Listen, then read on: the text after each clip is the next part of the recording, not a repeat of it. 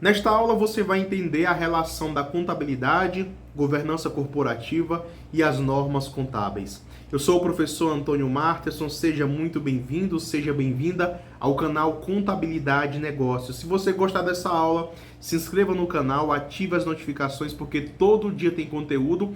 Na descrição eu deixei 2 links. O link do meu curso de contabilidade financeira, tributária e compliance, ou seja, 3 cursos em um com acesso vitalício, e o link da minha área de membros por R$ 24,99 por mês, sem fidelidade, onde você acessa 7 cursos online. Fique aí com essa aula que eu preparei para você. Bons estudos! Bem, vamos aqui continuando os nossos estudos sobre contabilidade societária. Nós estamos aqui no módulo número 1, Conceitos Fundamentais da Contabilidade, e esta é a aula número 2 deste módulo, Contabilidade, Governança Corporativa e Funções das Normas Contábeis. Nós iremos aqui entender mais sobre as normas contábeis, iremos entender a importância dessas normas e iremos também adentrar num tema muito importante que é a governança corporativa, tá bom? Nós teremos aqui uma visão geral sobre a governança. Mas olha, eu gosto sempre de dizer o seguinte: quando nós falamos de contabilidade societária, nós estamos aqui tratando da qualidade das informações contábeis, tá bom? E dos reconhecimentos dos ativos, dos passivos, enfim, dos elementos patrimoniais. Então é bem interessante que o aluno ele fique durante o curso inteiro focando sua atenção nas informações, tá? Nas informações contábeis, nos elementos patrimoniais e assim sucessivamente, tá bom? Então vamos lá. Vamos aqui nesse nosso primeiro slide, onde você vai aprender muitas coisas, porque esse slide tem muito a nos dizer. Primeiro com essa pergunta aqui, ó, qual é o papel das normas contábeis? Qual o papel? Vamos aqui ler e fazer os nossos comentários, tá? Podemos destacar aqui que o principal papel delas é tentar reduzir as possibilidades de manipulações por meio da adoção de critérios que possibilitem maior segurança aos usuários das informações contábeis. De cara, nós já percebemos, pois o próprio slide nos diz, né? Eu escrevi, mas nós estamos aqui lendo, que o principal objetivo das normas contábeis é reduzir as possibilidades de manipulações. Eu não falo em aniquilar, excluir ou acabar com as possibilidades, porque quando a gente estuda controles internos, compliance, eu também dou aula de compliance, a gente sabe que não existe a possibilidade de acabar com as possibilidades de manipulação, tá? Não existe a possibilidade da gente eliminar todos os riscos. O máximo que nós iremos conseguir é adotar controles internos, tudo bem? É adotar normas para reduzir, tudo bem? Nunca nós iremos conseguir eliminar. Então, o grande objetivo das normas é reduzir as possibilidades de manipulações. Veja, a contabilidade, como ciência social, ela gera informações. Essas informações são utilizadas pelos usuários, tá certo? E esses usuários normalmente são externos, bancos, financiadoras, fornecedores, clientes, tá certo? E outros mais que precisam das informações contábeis da empresa para poder tomar decisões sobre elas. Só que, vamos imaginar que uma empresa está querendo um empréstimo, aí ela vai no banco, tá? E o banco, o que é que ele vai fazer? Ele vai pedir as informações contábeis. Para quê? Para conhecer a situação econômico-financeira daquela empresa para poder decidir se vai liberar o empréstimo ou não. Aí eu vou fazer uma pergunta.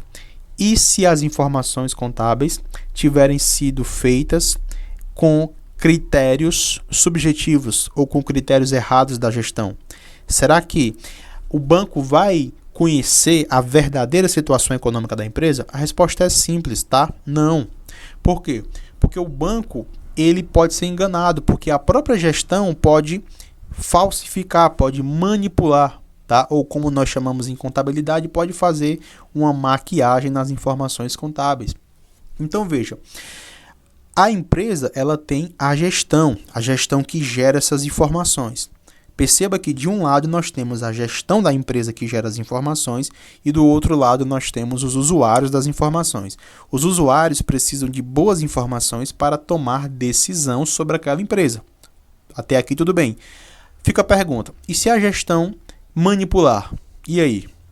É para isso que existe o quê? As normas contábeis. As normas contábeis fará com que a gestão da empresa elabore as informações contábeis de acordo com critérios objetivos, critérios reconhecidos internacionalmente e não critérios subjetivos, tudo bem? Então, quando o banco, quando o fornecedor, quando o financiador receber as informações contábeis daquela empresa, tudo bem, ele vai analisar com mais segurança, porque ele sabe que aquela empresa adotou as normas contábeis verdadeiras, em especial se aquelas informações contábeis estiverem auditadas por um auditor independente, tá bom? Então, veja, as normas contábeis, elas servem para proteger os usuários das informações contábeis. Olha aqui um exemplo, ó. Para conseguir um empréstimo ou financiamento, um gestor poderia manipular as informações contábeis e aumentar as receitas, os lucros, o valor dos ativos, reduzir o valor das dívidas e por aí vai. Quando a instituição que iria ceder o crédito analisasse as informações, iria ser enganada. Ou seja, imagine um gestor de uma empresa que ele precisa de um empréstimo, tá? Ele precisa conseguir 3 milhões de reais. Aí o que é que ele faz? Ele sabe que a empresa dele não está boa, tá? E ele sabe que se eu mostrar as informações contábeis do jeito que são de verdade, conforme a realidade, o banco não vai liberar.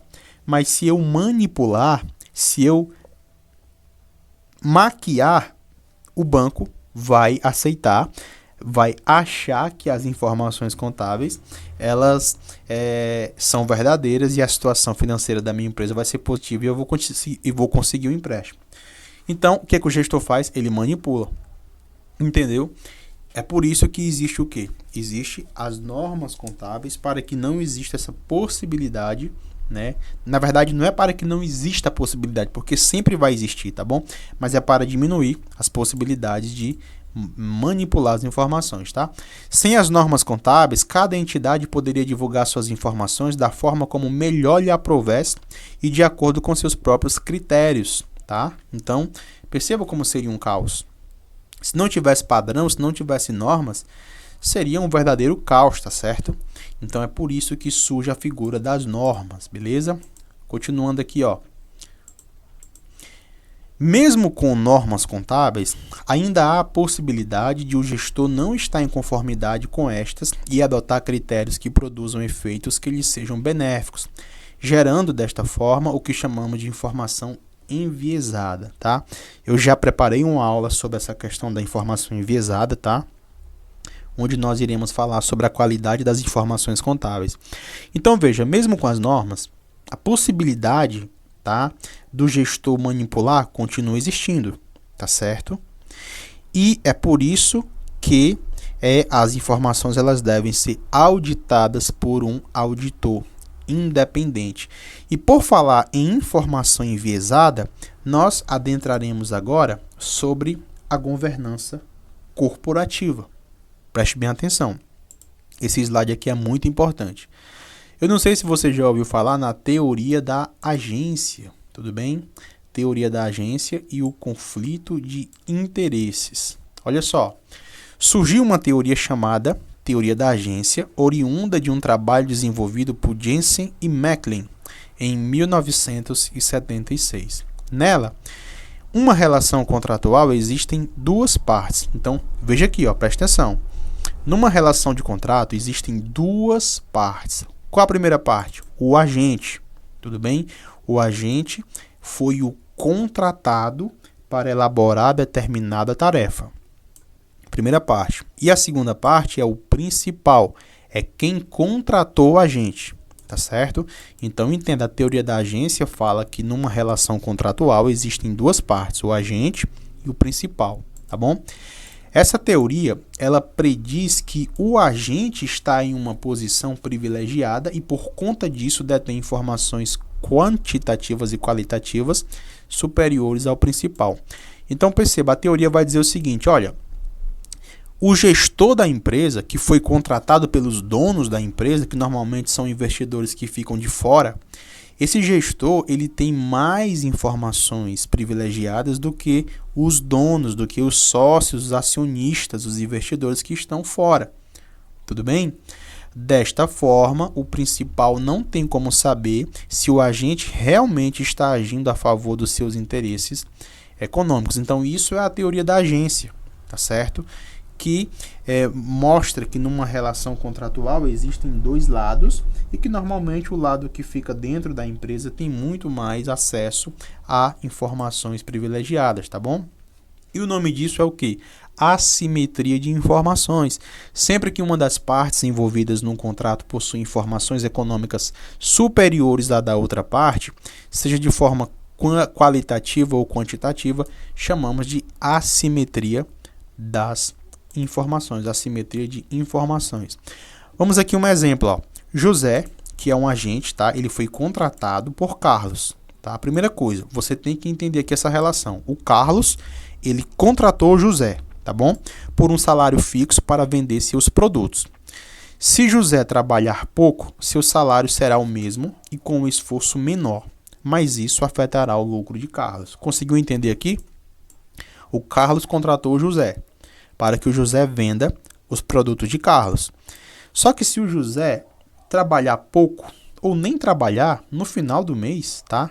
Na verdade, no mês subsequente, José terá o mesmo salário, só que o lucro do Carlos foi pouco ou nada.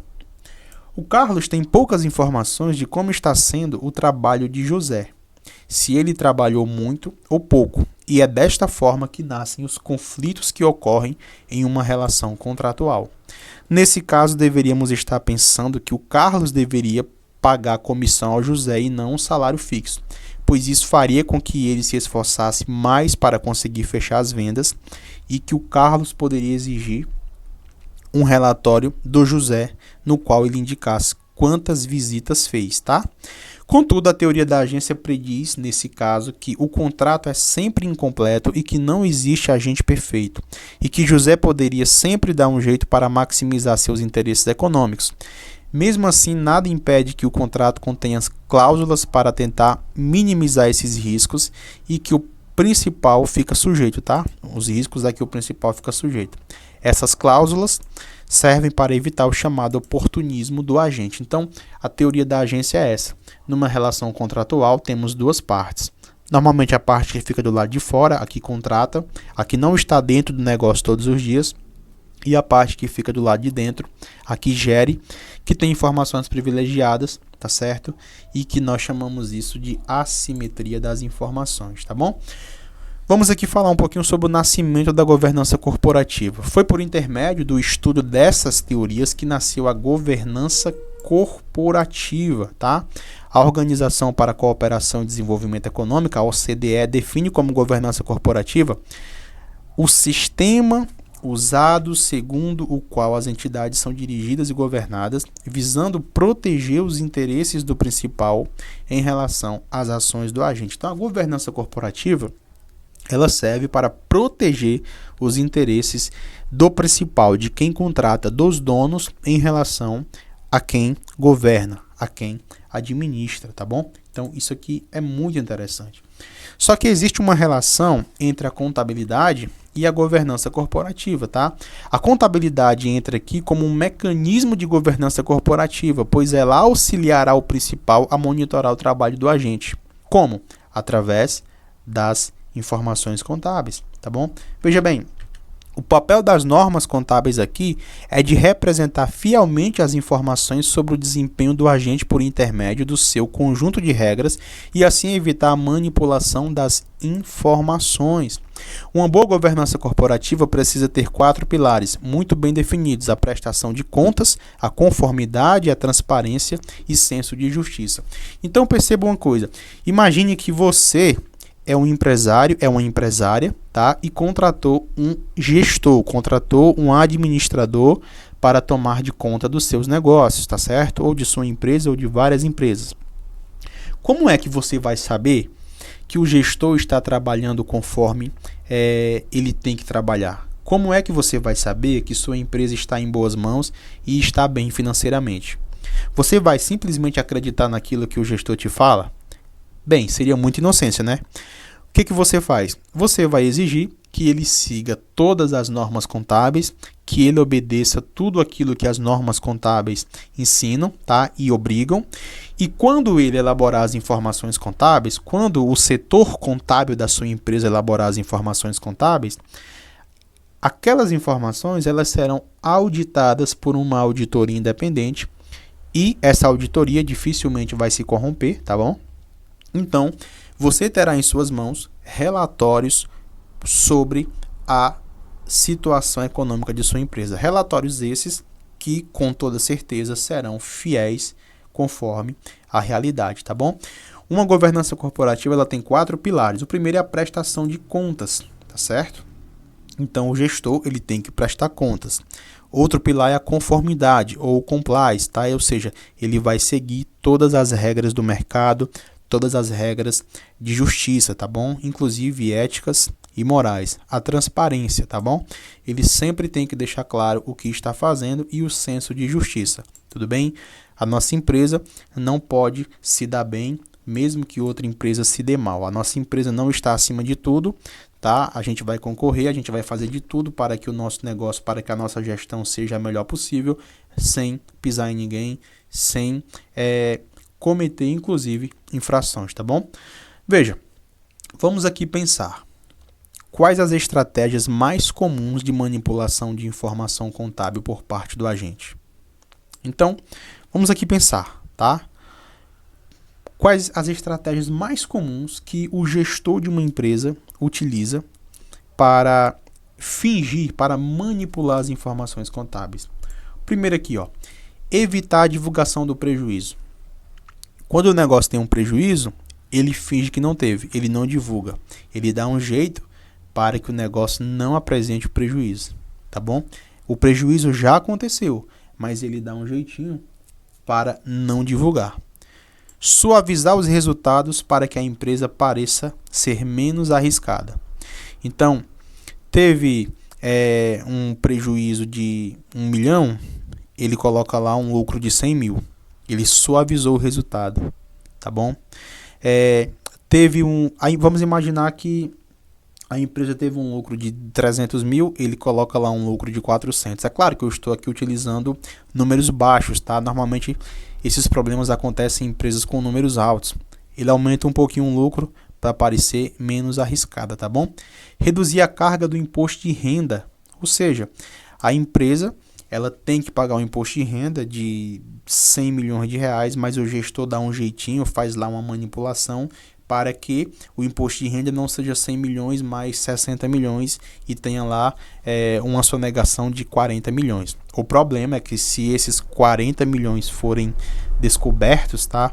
A empresa não vai pagar só 100 milhões, ela vai pagar quase 400 milhões, porque as multas tributárias são extremamente altas. Então tudo isso gera riscos para a própria empresa, tá bom?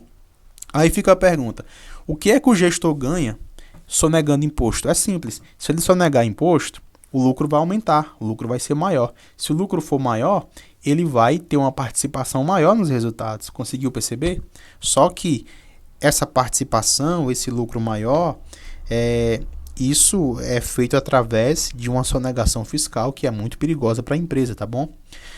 Outra maneira de manipular, atingir as metas estipuladas pelos conselhos ou analistas de mercado. Então, os conselhos da empresa, os analistas de mercado, eles colocam metas que, se os gestores alcançarem, eles serão considerados competentes, tá? Serão reconhecidos, renomados. Então, muitos gestores, para alcançar essas metas, o que é que eles fazem? Eles acabam manipulando as informações, tudo bem? Ou seja, eles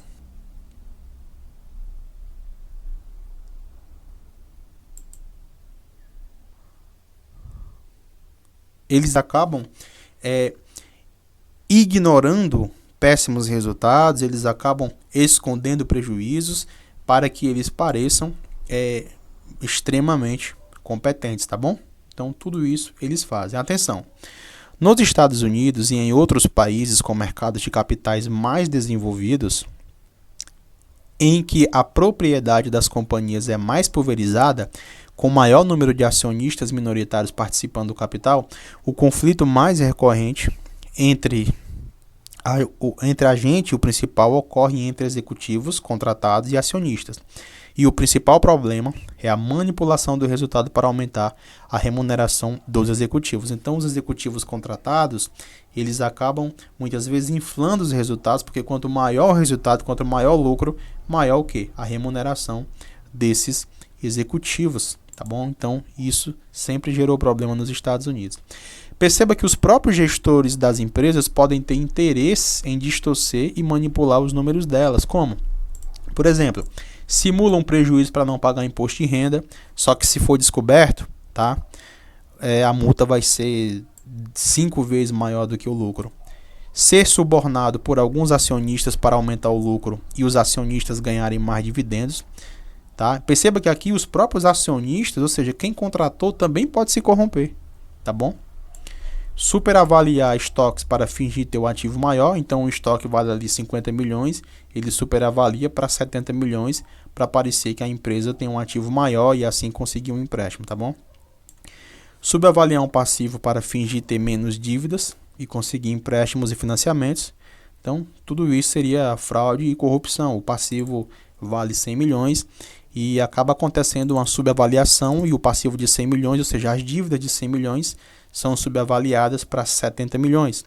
O resultado disso é que o ativo vai parecer maior, o passivo menor, o PL maior e a empresa vai ser vista com bons olhos no mercado, mas tudo isso são distorções, tá? São manipulações que não refletem a realidade. E quem é que vai ser prejudicado? Os usuários das informações contábeis, tá bom? Qualquer dúvida, mande sua pergunta. Iremos aqui continuar nesse assunto nas próximas aulas. Abraço.